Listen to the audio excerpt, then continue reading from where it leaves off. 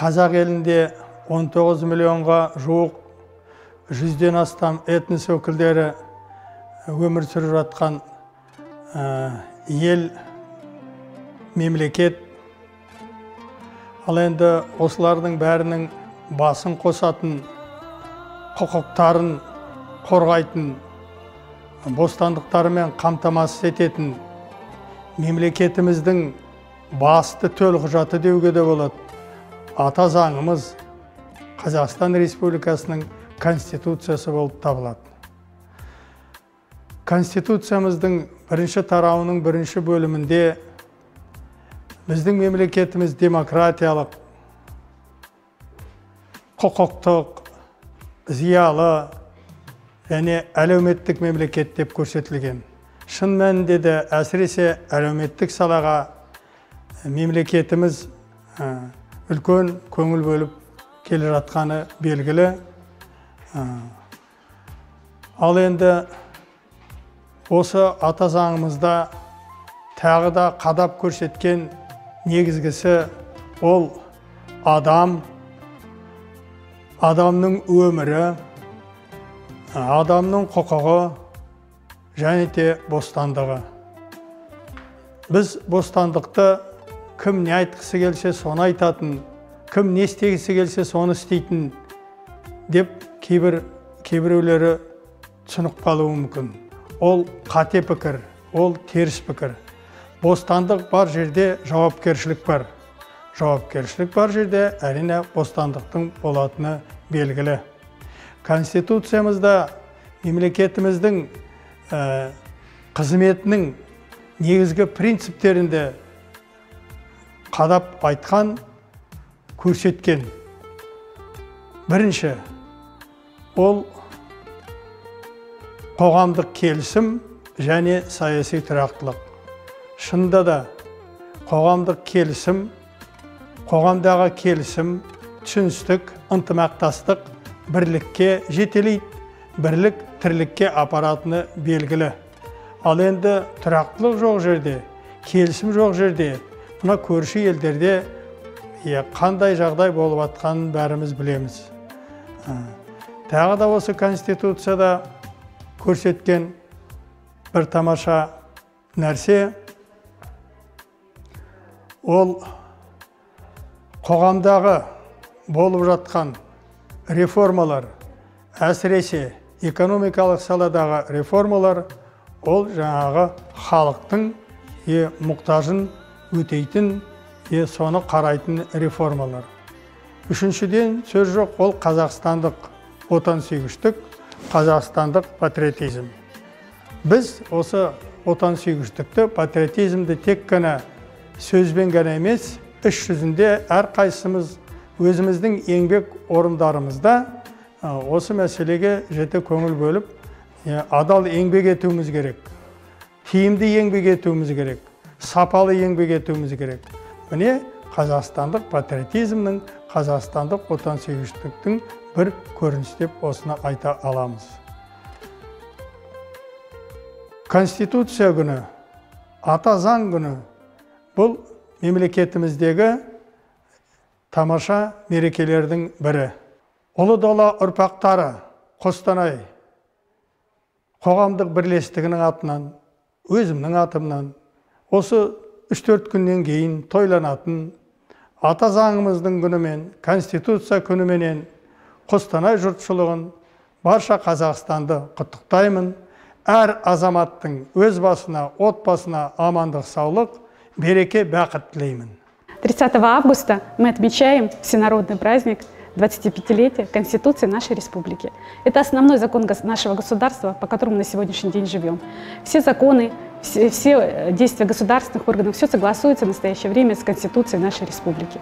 Поэтому сердечно хотелось бы поздравить от имени судебной системы Костанайской области, Ассамблеи народа Казахстана с этим замечательным праздником.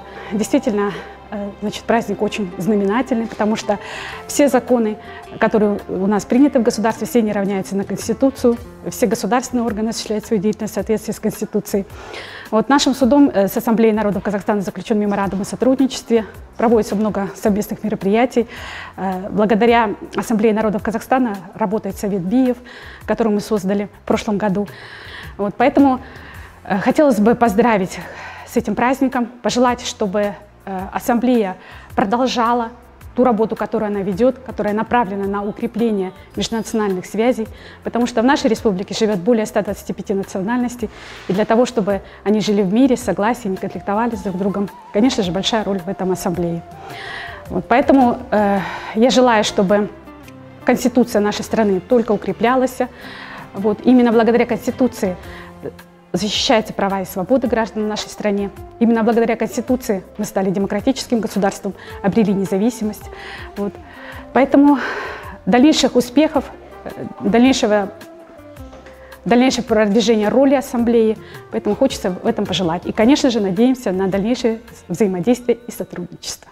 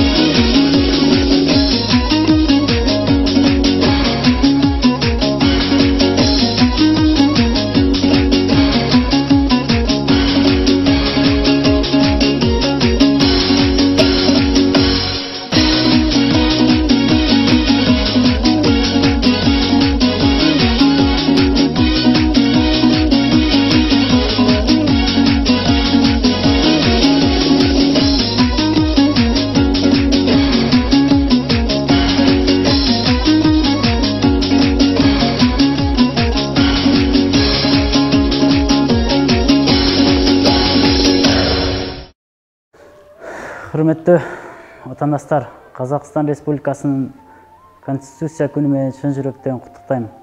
Сендерге зор табыс, бақыт қалаймын. 25 жылдықты тойлап жатырмыз. Қазақстан Республикасына разышылығымызды білдіреміз. Қазақстан Республикасының бүкіл халқына разышылығымызды мерекесімен шын жүректен құттықтаймын.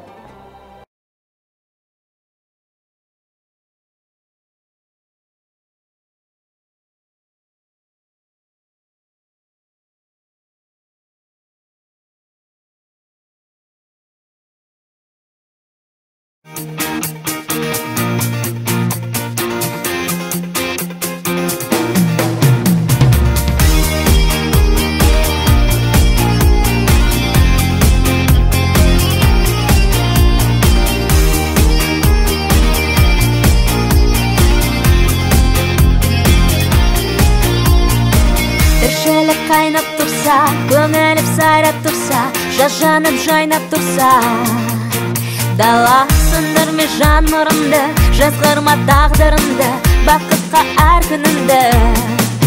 Бала арманы алда, шаршама талма, жасқанып қалма, жүре бер тек алға.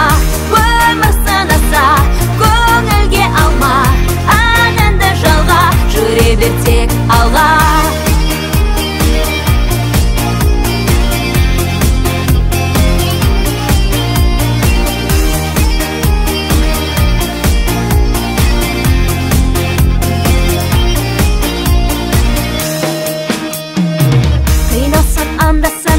Үміттің алдаса да, өтпелі әрқашанда.